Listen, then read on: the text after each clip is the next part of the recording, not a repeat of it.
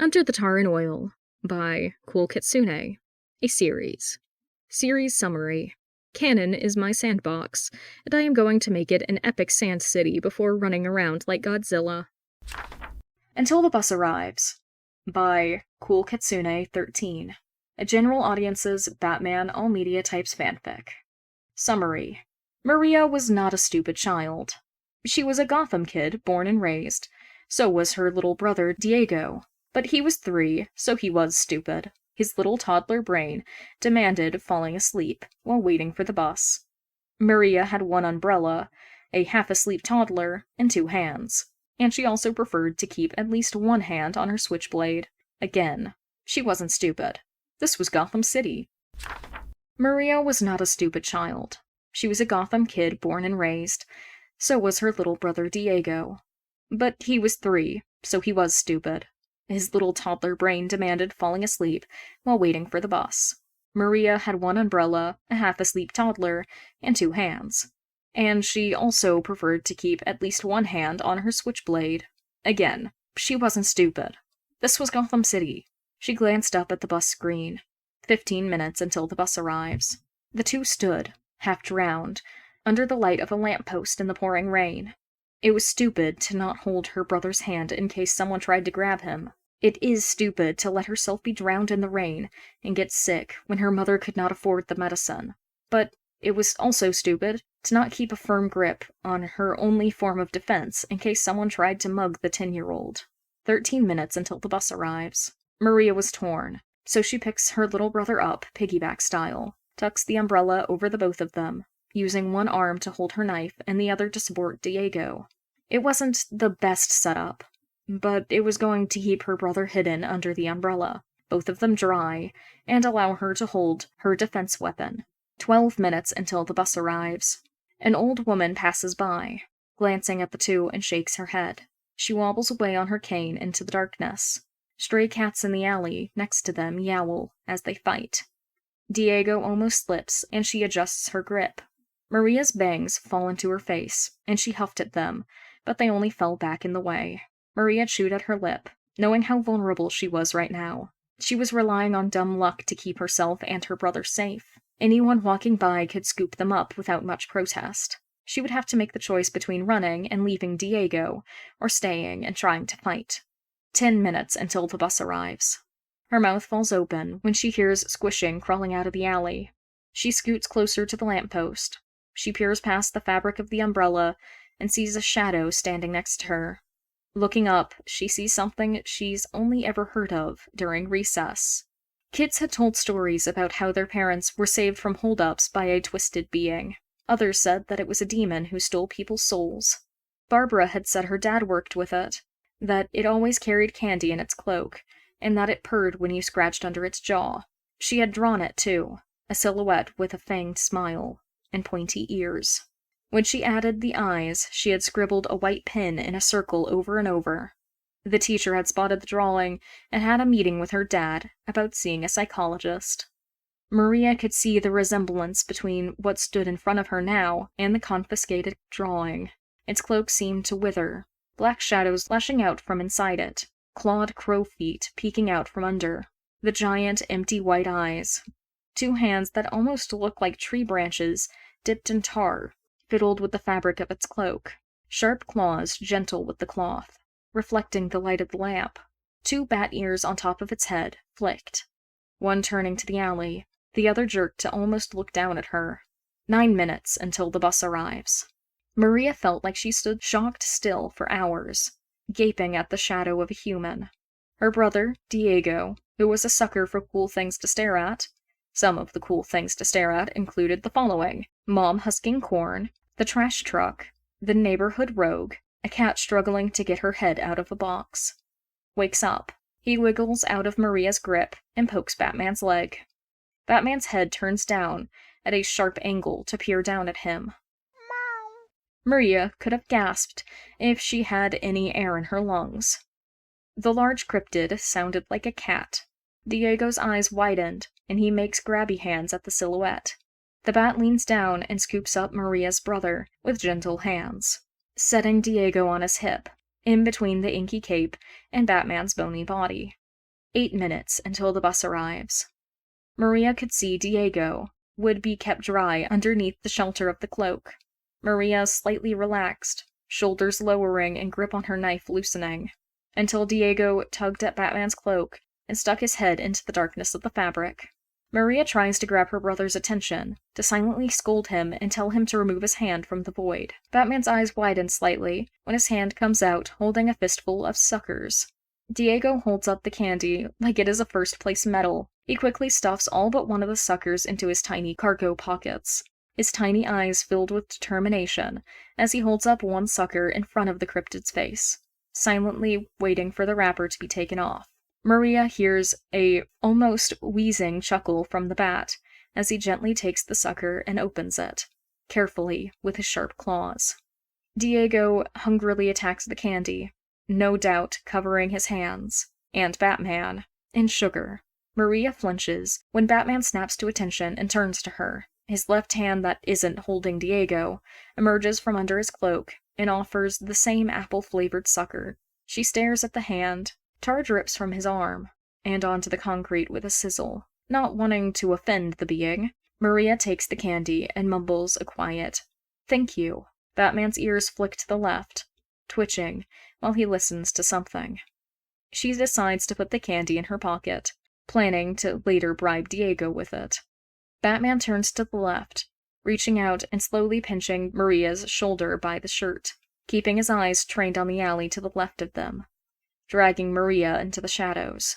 Coldness seeps through her shirt, causing her to shiver as she frantically looks around as shadows seem to wrap around her and Diego. Turning to the bat, Maria starts to say something, but the words die in her throat as she sees that Batman has his claw to where his mouth would have been. Diego looks up at him and presses his chubby finger to his lips and hisses, "Shh." She freezes when she hears an angry drunk muttering, hands flying to her knife. A short, stubby man, wearing a tired suit, stumbles out of an alley, beer bottle loosely clutched in his hand. Maria's heart tries to jump out of her chest when he curses loudly and throws the bottle at the bus stop bench. His hat nearly falls off as he comically looks left and right. His face is flushed, and his hands tie loosely around his neck. He hiccups, staring down the void that the trio hides in. Maria and the man make eye contact for a solid minute before he saunters off into the night. 5 minutes until the bus arrives. The shadows slide off of Maria's shoulders as Batman steps out of the void. Diego giggles at the feeling, wiggling in Batman's grip while trying to get down. With a gentle tenderness, Batman picks Diego off his hip and sets him down on the ground. The shadows drip down from the wall and seem to drain back into Batman's cape. Diego dashes off to the light pole and splashes in a puddle, proudly showing off his green frog boots. Maria cringes as the water splashes at the cryptid's feet and cloak, but he simply shakes off the water. Batman slowly drifts over to Diego and pounces into the wall and then the light post. 3 minutes until the bus arrives. Maria tucks the umbrella away in her bag as the rain stops and watches Diego play in the puddles. She could tell him to get out of the water. Scarecrow had attacked last week, and the water was still questionable. Instead, she sat on the bus bench, mindful to sweep away the glass, and watched. 2 minutes until the bus arrives. Maria finds herself smiling as Diego swings on a swing made from Batman's cape. The cryptid is sitting on the light pole, and is chirping at the giggles that her little brother is making. The bat signal is bright in the sky, but Batman shook his head and sneezed at it when it lit up. 1 minute until the bus arrived. She distantly hears a camera shutter, but couldn't find the source. Maybe a cat had knocked over a can. Batman's ears both snapped to the alley, but he remained focused on not dropping the toddler. Diego gives a quiet shrill of joy when he gets a solid 2 feet off the ground. 0 minutes until the bus arrives. When the empty street lights up, a small bus, more of a minivan, fit for tight roads and turns, trudges up to the stop. A young woman with bright eyes and orange hair sits behind the wheel, sipping a coffee. Diego jumps off the cape swing and dashes to Maria's side, tightly holding her hand. The bus pulls up to the stop. The door swings open as an old man plops onto the sidewalk and stumbles down the street. Just before Maria gets on, she turns to get one last look at Batman, but finds the lamppost empty. As Maria boards the bus, Batman watches from the roof of a building into the car is long gone, before taking off into the night. Notes: should I write more on Cryptid Batman? Comments are appreciated. Please tell me if I misspelled. Edit. Obviously, I don't own Batman. LOL. GCPD lacks brains. Batman lacks human traits. By Cool Kitsune 13. An unrated Batman all media types fanfic. Summary. The thing was that the most frustrating part of working as head commissioner in Gotham wasn't the constant struggle against crime, the harsh reality that he couldn't save everyone, or working with the shadow being that followed him around like a cat.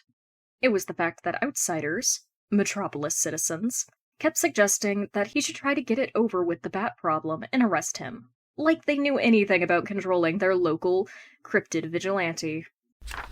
The thing that was the most frustrating part of working as head commissioner in Gotham wasn't the constant struggle against crime, the harsh reality that he couldn't save everyone, or working with the shadow being that followed him around like a cat.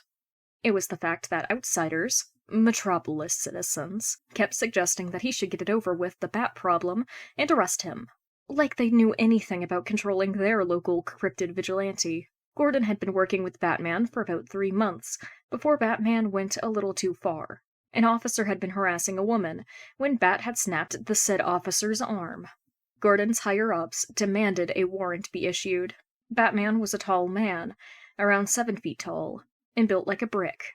He said a few words on a good day. He had enough armor, weapons, and brains to fit a small army. Gordon didn't have any evidence, but he wasn't sure that this being was fully human.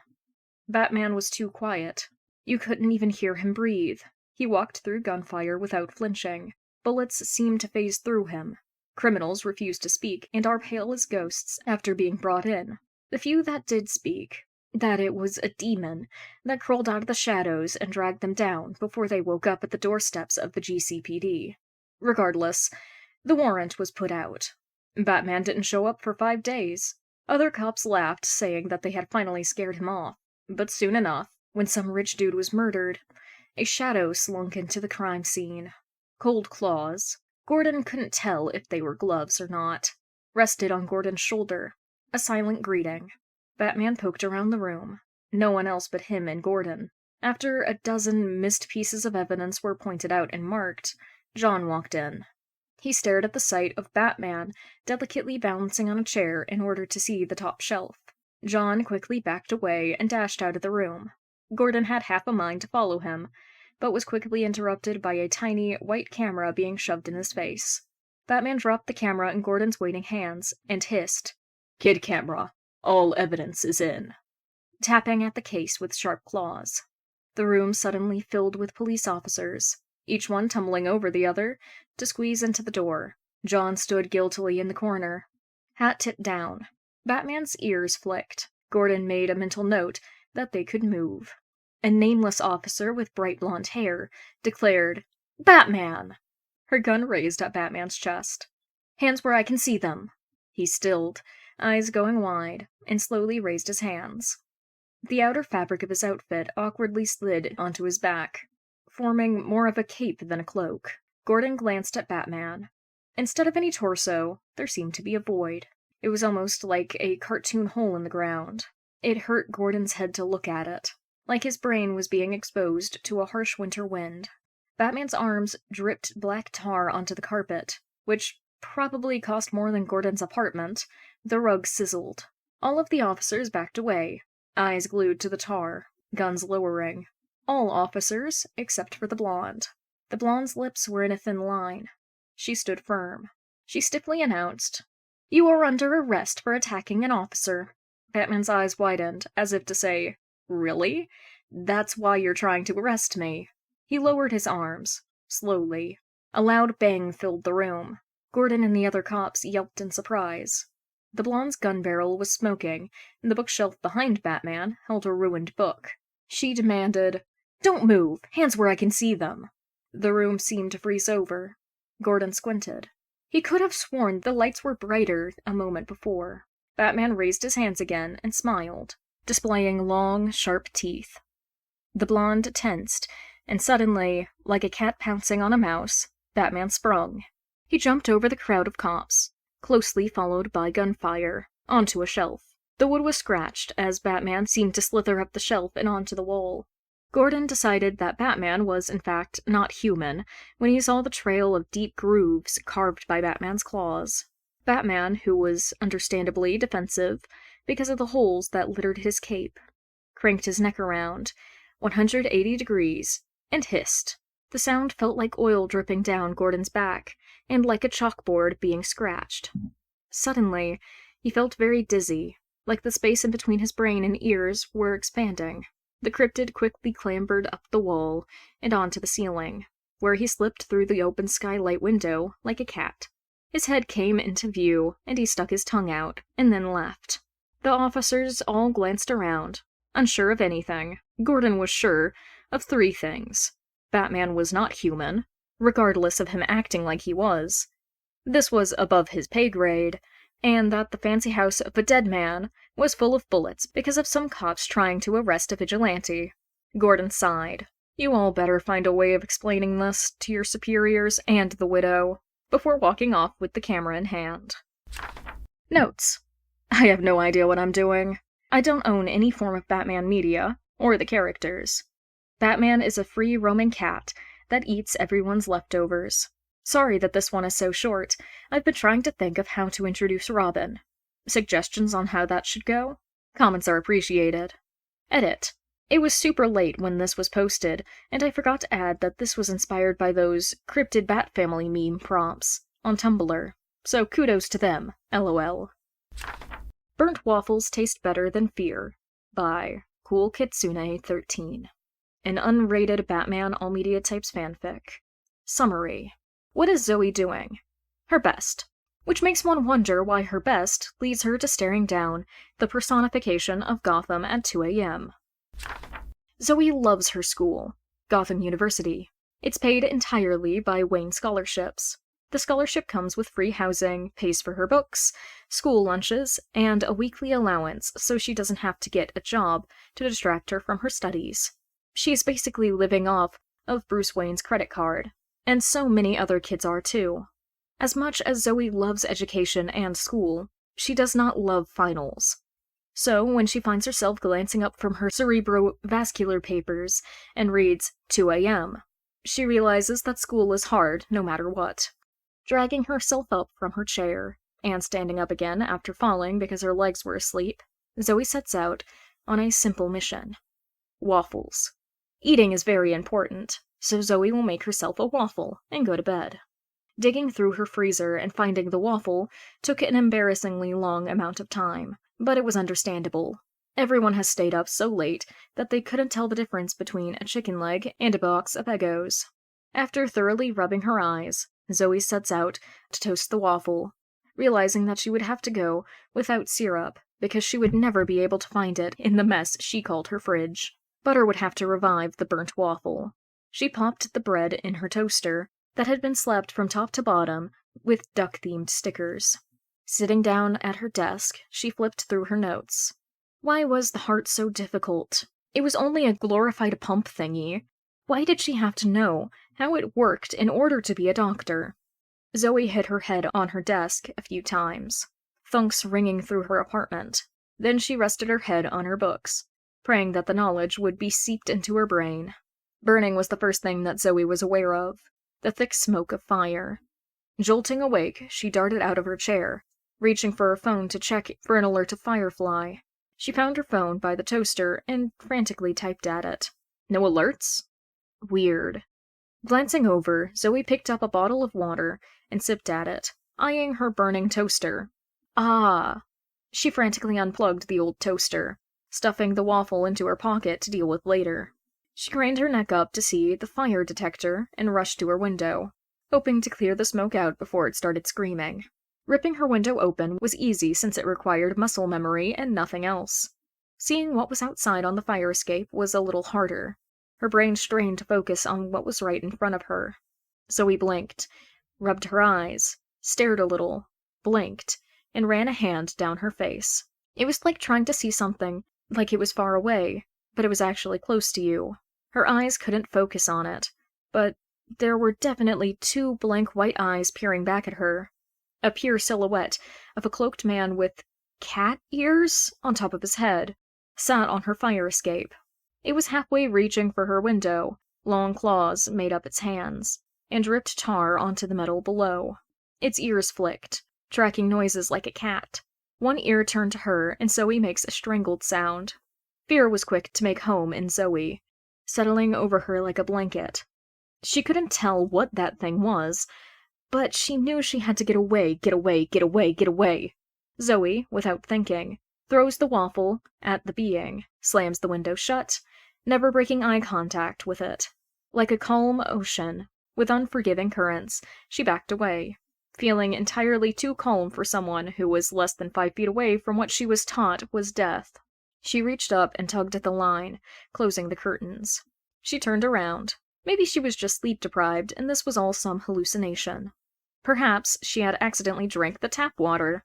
There was a perfectly reasonable explanation for this. Zoe would figure that out in the morning, because then the window was closing and the blinds were shut. The tidal wave of adrenaline crashed, sinking her into exhaustion. With minimal effort, she had a sip of water and crashed on top of her bed. The next morning, Zoe's stomach cramped, and her apartment smelled the same. Her toaster is on the floor, and when she opens the window, she finds a couple $100 stuck to the window with tar that smells strongly of iron. Trying to recall what happened last night is like reviewing a scratched disc that glitches out around the end. Zoe leaves her apartment a couple $100 richer for her med test and a mouthful of real waffles. Notes. Sup. This was also written very late in the day. I don't own any Batman characters or DC places. I did make Zoe up, though.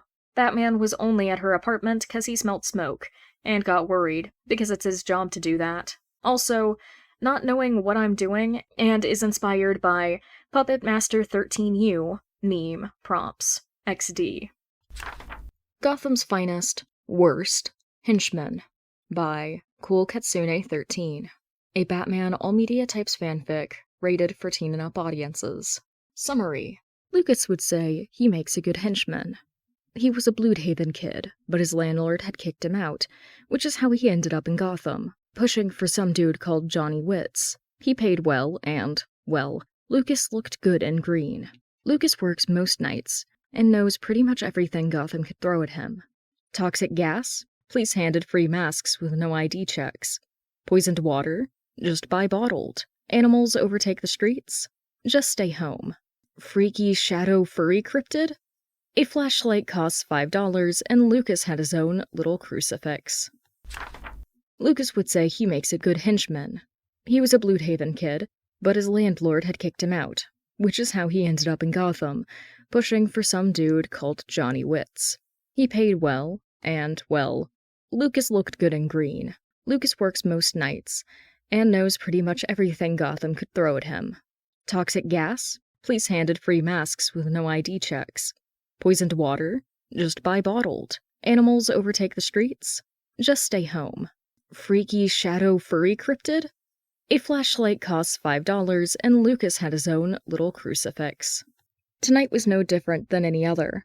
Johnny wanted some wooden crates moved around, so Lucas moved them from one truck to the other. About half of the crates had been moved when Lucas decided to take a break and do his favorite thing, bother Jane. Jane was tall and acted like one of Lucas's older cousins, always shaking her head and sighing when Lucas joked around with her, but most importantly, would always have his back. Of the many times that Lucas had ended up wound up in a tight spot, that he later admitted was on him, Jane would swoop in and drag him back to work by his hood. Lucas, being an absolute troll, whipped out Jane's favorite candy bar brand, but her least favorite flavor, and casually asked, "Want some?" Jane snapped up from where she was nailing a crate lid down and flashed around, deflating at the sight of the candy bar in Lucas's hand, and she took one and cussed him out. Seeing that Jane wouldn't make him leave, he climbed onto the box and sat down, preening at how he was now a few inches taller than her. They sat in silence for a while, listening to Gotham breathe and shift. The rain drummed on the metal roof, cars tore through the streets outside, gunshots popped, and children giggled as they ran about. When Jane's bar was gone, she pulled out a cigarette and searched her pockets. Lucas, having swiped her lighter at the beginning of the night to burn paper, dug it out of his cargo pants and handed it back to her. Lucas only ever stole Jane's lighter because he knew she wouldn't scream or yell at him for being funny like the others. All she did was huff and pretend she didn't smile when she finally got her lighter back. Suddenly, the yellow lights shut off. Yelling immediately filled the warehouse. Jane and Lucas both turned their gazes up at the sky, through the skylight and unmistakable symbol that was painted in the clouds. A summoning of the bat. Jane yanked Lucas off the wooden crate, crouching low and reaching for her pistol. "You make your way to the north exit. Take the truck and meet me at Robbinsville. I'll take the south and take the other truck. Protect the merchandise and we both get a pay raise." Lucas nodded, readjusting his grip around his knife. Lucas works most nights and knows pretty much everything Gotham could throw at him. Riki's shadow cryptid? A flashlight costs $5, and Lucas had his own little crucifix. Lucas whispered, "Good luck," and bolted. It was easy to blend in, but he wasn't as good as the Bat, but it sounded like Batman was busy dealing with John. So when Lucas laid eyes on the truck, he sprinted, jumped, and hit the close button for dashing to the driving seat and peeling out of the building. The next 10 minutes were spent disregarding all traffic laws, swerving to avoid people dressed in all black. "Wear a reflector, you idiots," and praying to anyone listening that he wouldn't have to deal with the Bat. So it was pretty average Gotham driving. Before he knew it, Lucas had reached the Robbinsville warehouse and closed the garage door behind him. He was the first one there, judging by the lack of other trucks. Pulling out a flashlight, Lucas stumbled over to the power box and began fiddling with the lights. It was good that he had gotten out before the Bat had found the trucks. The old car warehouse served as a good hideout. "Lucas!" A shrill scream pierced the air. Jane's scream. He spun around, flashlight slipping out of his hand, looking from side to side as he tried to find his friend. He reached for his radio, but found nothing. It was probably lying on the floor of the old warehouse. Where is she? "Lucas!" It sounded like it was coming from the other side of the warehouse, and before he knew it, Lucas was running to peer behind old abandoned cars. They shouldn't have split up. He had just left her in the middle of a fight with the cryptid. No one was there. She screamed again, sounding even more desperate and closer. Lucas turned around, staring into the darkness. 2 white eyes stared back. Lucas couldn't move. He was stuck in tar, frozen by the sight of the Bat.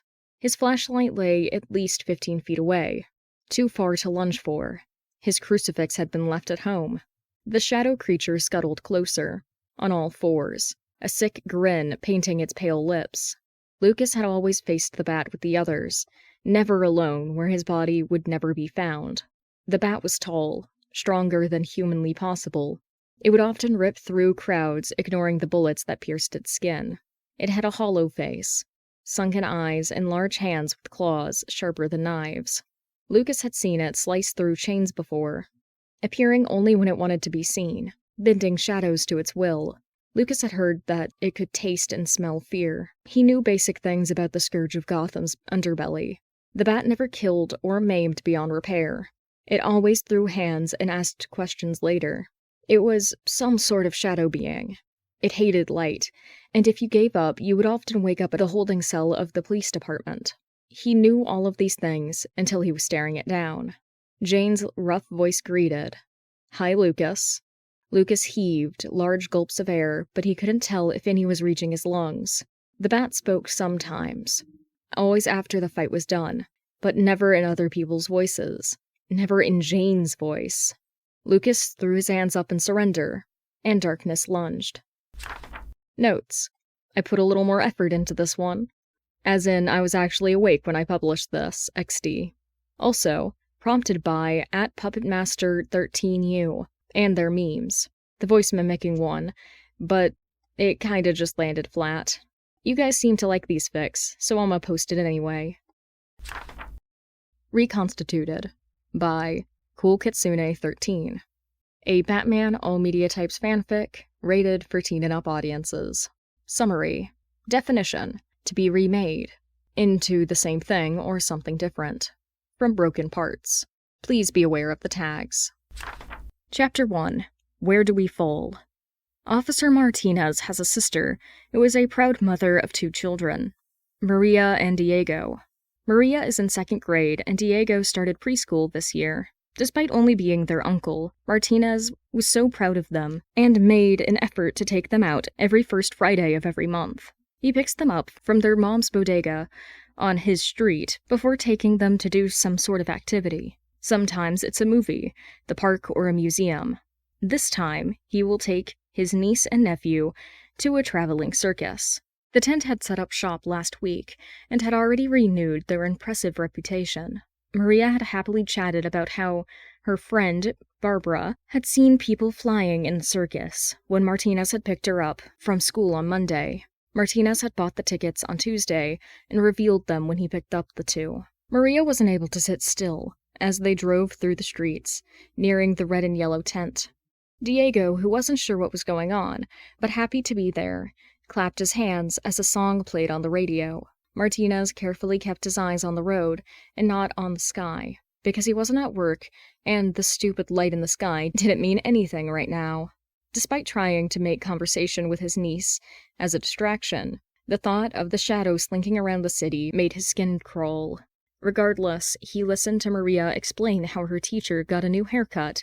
When they pulled up to the parking lot, Martinez remembered to grab Diego's noise-canceling headphones out of the back seat. Holding each other's hands, they all happily made their way into the circus. They quickly found seats right at the front, where Maria didn't need to be picked up to have a clear view, and where Diego could sit on his hip to watch. Martinez bumped into a man with a large raincoat and a ski mask on. The man hustled out a small apology. He must be a chain smoker at how rough his voice sounded. The circus was a simple setup, a single white ring, brown dirt floors, bright yellow overhead lighting, the overhead platforms for trapeze and such, and a walkway for the performers. A man with a large hat and belly stepped out after the lights dimmed and the crowd quieted. He began announcing names as performers stepped out onto the stage. Pedro the Dwarf. A small man stepped in. Wilhelm the Lion Tamer. With a lion on each side, a man in a tank top marched out. Harry the Clown. A man with red hair and pale makeup rode on a unicycle. Last but not least, the Flying Graysons. A family of 3 swung in from above, all dressed in red and green. The child flipped and laughed in the air. Be prepared to be entertained with a night you'll never forget, beginning with an act from Pedro and Harry. The rest of the crew cartwheeled away, clearing the stage for the performance. Diego giggled and Maria squealed with delight as Pedro was launched into Harry's shoulder from a cannon. The night passed on in a blur, and if Martinez tried hard enough, he couldn't hear the sirens and gunshots from outside of the tent. At intermission, he dug out a $10 bill and bought them popcorn and some candy. As they stood in the line, Martinez glanced around.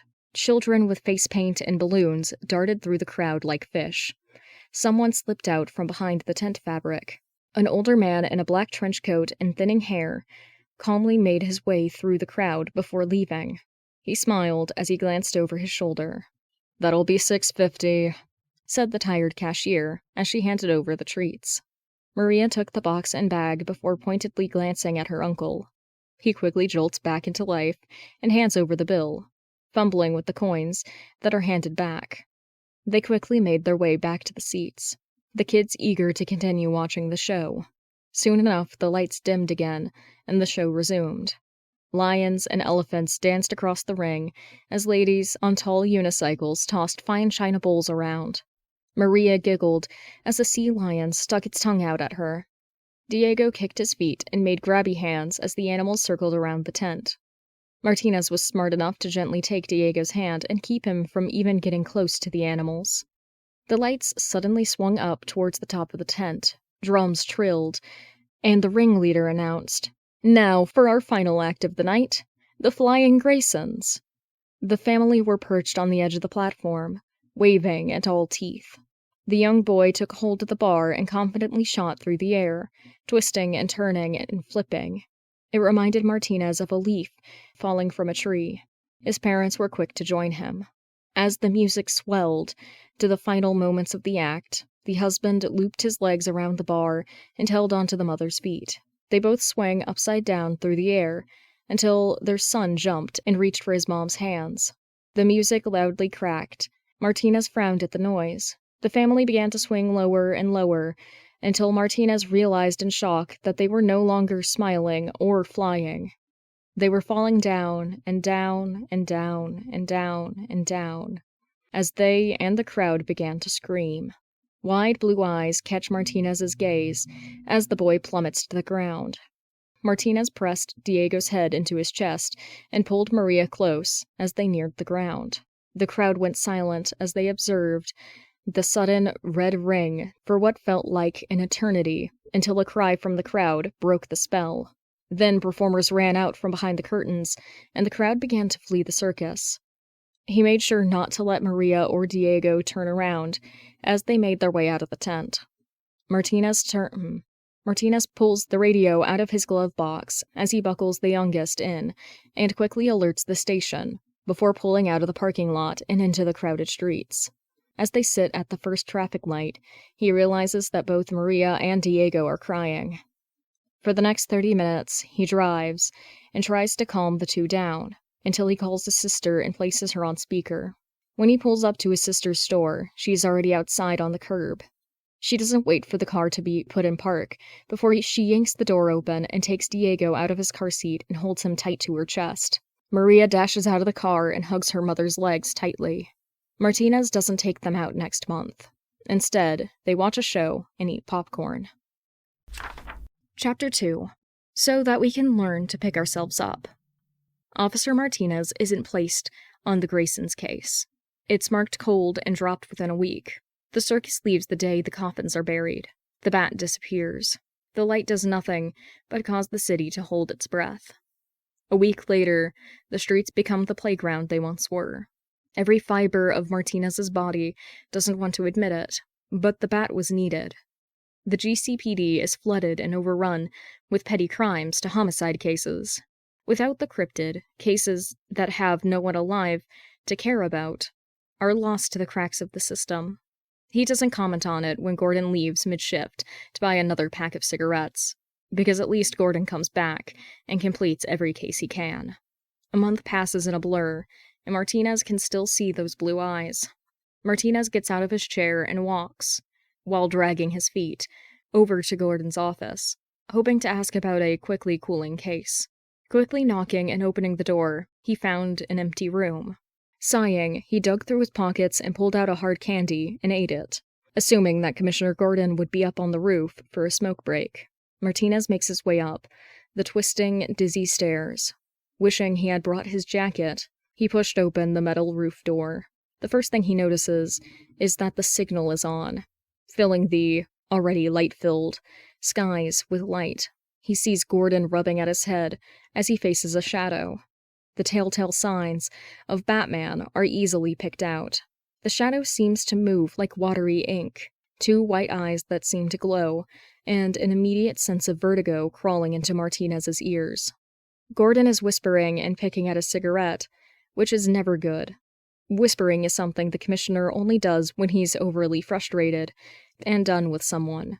Picking at a cigarette instead of smoking it implies that he was about to smoke before getting interrupted, which was a mistake Martinez would never make again.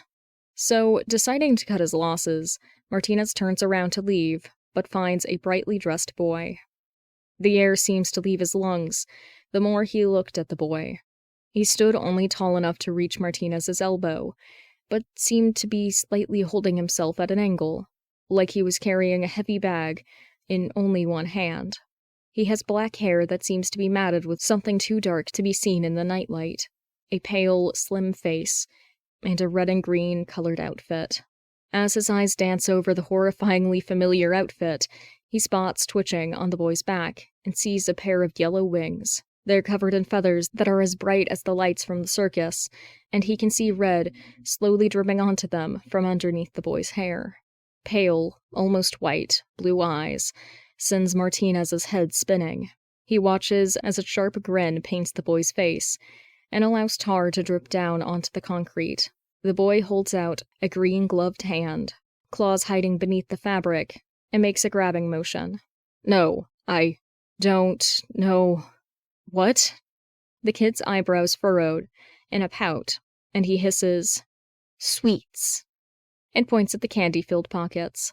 Martinez frantically takes the candy out and hands it over, right as the bat whistles from under the roof tank, beckoning the boy over. The boy swipes the candy and taps his chin. "Thank you." And then he points to himself and says, "Robin," and makes more signs with one hand, presumably signing his name, before darting across the rooftop with a cartwheel and disappearing into the shadows of the bat. The two disappear, leaving Martinez and Gordon on the rooftop.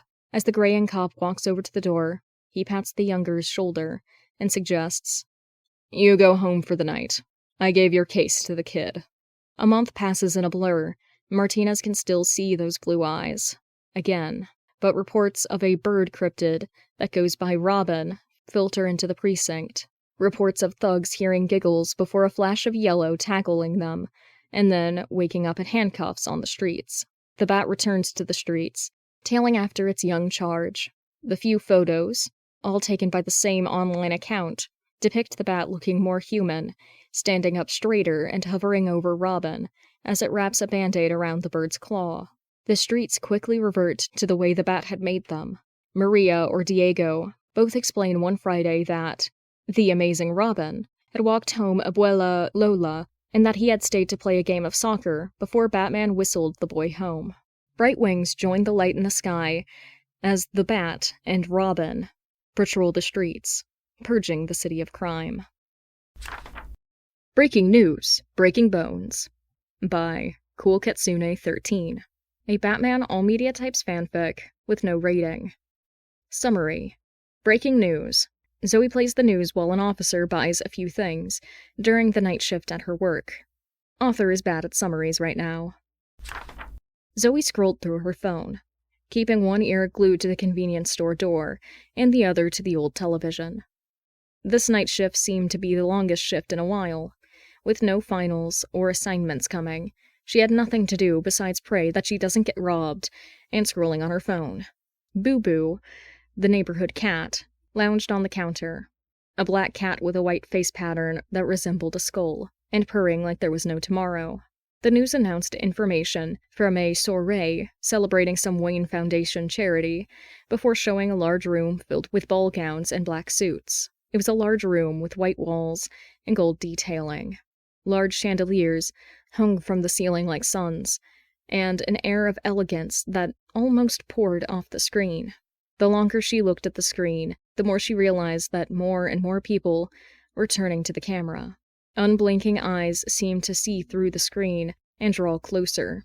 Zoe quickly tossed a ball of receipts as the lady in the green dress was reaching for the screen. Suddenly, the news snapped back to the normal broadcast. Stupid Gotham curse glitching and breaking the TV. Zoe peered up at the clock, knowing that she had to subtract 13 minutes off the clock because it had been broken during a holdup. Read 10:30. Her head hit the counter with a thud, and she wished she could take a smoke. The door rang and her head snapped up like a snake. Boo Boo opened his brown eyes and peered judgmentally at the man who came in. 2 hours passed, and a young officer with a well-groomed mustache and bright brown eyes drifted through the aisles and plucked 3 things before approaching the counter. Setting her phone down, as the officer placed a can of soda, a Wayne Foundation chocolate bar, and a cold brew onto the counter, the man began to pet Boo Boo and scratch under the cat's chin. Glad that he wasn't trying to make small talk, Zoe began to scan each item and announced, "That'll be $9.85. The television blasted the announcement jingle as a new news person began to rattle off a long list of traffic jams. The officer began to pull out the money from his leather wallet before he hissed, "Shoot, forgot to get Gordon's cigs. Give me a minute, sorry." And he rushed over to the large cigarette stand that sat at the other end of the store. Boo Boo on his heels, yelling about the loss in Pats. Not particularly worried that the man would try and steal anything, she turned back to the news and read the headlines. Breaking news. Viral video of the Joker being roughed up by potential hostage. A twist of satisfaction pleasantly filled Zoe. The thought of that clown getting his pasty, over-powdered face wiped on the floor could make any sane Gothamite happy. However, it was a short-lived victory, as this happened every other week by the shadow of Gotham. After the news lady advised that viewer discretion is advised, the video began to play. The video was clearly being taken from under a table. You could see the cloth at the edge of the frame of the camera, peeked out to film the scene. A thin man with black hair had a fake-looking gun shoved in his face, hands half raised in the air. The Joker began to cackle and giggle in hysteria as his speech went on. Bright, almost unnaturally blue eyes unblinkingly watched the Joker. Weird eyes were not uncommon in Gotham. The officer set down the box of cigarettes and turned to see what was on the news. Zoe took her eyes off the screen and scanned the box, and went to say the new price, when suddenly the officer exclaimed, "Holy shit, is that Mr. Wayne?" In a flash, Zoe grabbed the remote and clicked up the volume so she could hear what was happening. Behind the camera, an older-sounding woman hissed angrily, "Timothy, you better turn that camera off and hide, or so help me!" The Joker was full monologuing, waving his gun around and kicking the broken glass on the floor. They stood in the middle of a room, and, surprisingly, there were no Joker clowns. They must not have gotten out of jail from the last time the Bat got them. "Oh, and what fun we'll have, Brucey! Just you, me, and Batsy! I just can't wait till I can get my hands on that stupid bird!" Just as the Joker turned away from Wayne, and the gun was no longer pointed at him, Bruce swung. While the Waynes were a thinly built family, there was no denying that Bruce was strong. A loud crunch filled the room, and the Joker landed on the ground, the glass. The silence broke when a loud laugh, if you could call it that, filled the room. The Joker's jaw was clearly broken, stuck at an odd angle, and making his already twisted smile lopsided. The Joker was a pale man. His arms were longer than Zoe's torso and head, and hung close to his knees, limply like accordions. His hands were bony, and his nails stained red and cracked. A large grin seemed stuck on his face, trying to reach his sunken, hollow yellow eyes. His face was too thin, and his neck seemed to be there for decoration, simply holding his head up. Every Gothamite knew that his chest never moved, seemingly like he didn't breathe. Zoe sucked in a breath when the Joker's grip on the gun tightened and began to take aim at Bruce. The arm didn't bend at the joints, but moved like one of those tube men in front of car dealerships. The hand was quickly kicked and pinned down, gun forgotten when an even louder crack filled the air when Bruce placed full weight on Joker's hand. A smart move. Rendering someone's gun hand useless was a vital part of survival in Gotham. The Joker writhed, pinned under the equally unnerving man. The lights overhead flickered. Clearly, they were shot during the unfilmed part of the holdup. While Brucey was the life of Gotham, he was eerie to look at.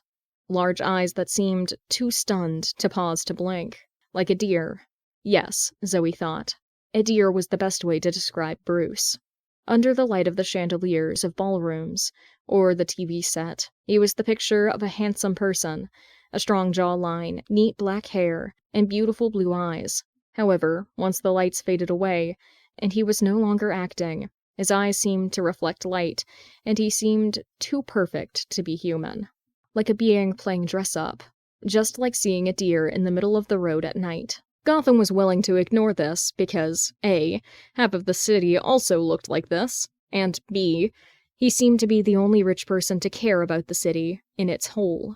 Half the city was funded by him, and every charity that breathed in Gotham's direction got a donation from him. Bruce wasn't some being that played human to mess with the city. He seemed to be an angel that was very bad at keeping disguise. Brucey quickly kicks the Joker in the head. The man goes limp, knocked out. The video footage ends with a young boy shouting, "Dad!" and dashing towards Bruce and hugging his leg. Richard, who was a newly introduced and adopted Wayne, had been hiding under a table while his father was almost taken hostage. The boy is wearing a tiny black suit, and so he can't tell if it's the phone that's recording or her TV, but it looks like the boy's back is wiggling like something is trapped underneath. Poor kid. Zoe snapped back to reality and hummed in confusion. Well, he's just new to Gotham, and his first rogue encounter is the Joker? Poor kid. Mine was the Condiment King, and I still can't stand the sight of mustard. The officer shakes his head and hands over $15. Zoe snorts. Mine was Penguin. First week in Gotham, and he wanted to hold me hostage to get Batman to steal something for him. But there was a blackout that night, and we got ice cream instead. He insisted I call him Uncle Oswald when I gave him business advice. Got his contract and everything. Heck, I sometimes go down to the iceberg. Zoe suddenly remembered that she was talking to a cop about her relationship with a crime boss.